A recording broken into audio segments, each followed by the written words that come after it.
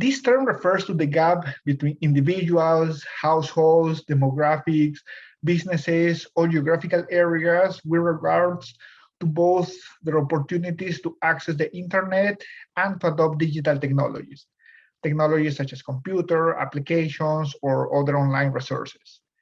This gap exists, for example, between urban and rural areas, and also based on income, educational attainment levels, and also based on age, ethnicity, and disability.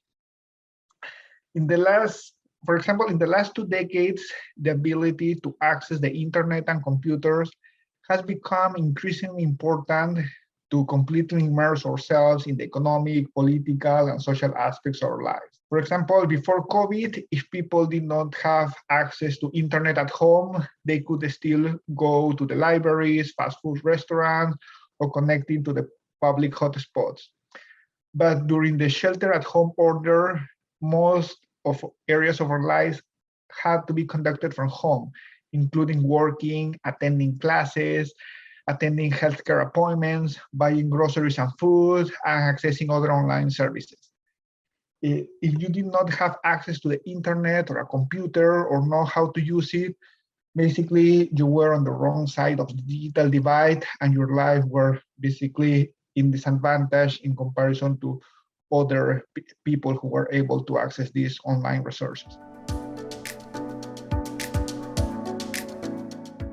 Although many barriers need to be addressed at the federal and state level, local and regional governments also have a substantial impact on expanding the internet and reducing the digital divide.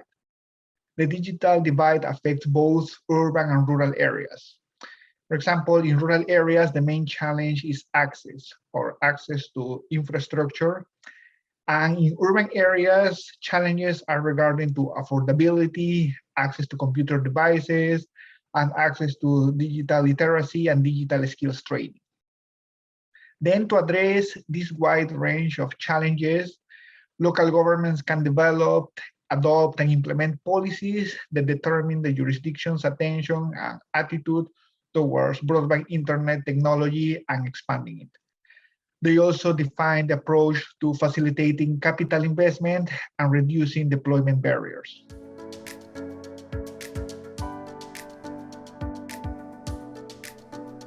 Well, the main takeaway will be understanding these big ecosystems surrounding the internet access and the digital divide. And more importantly, learning how the planning and local government community can support and promote internet access expansion, reducing the digital divide, and promote digital inclusion.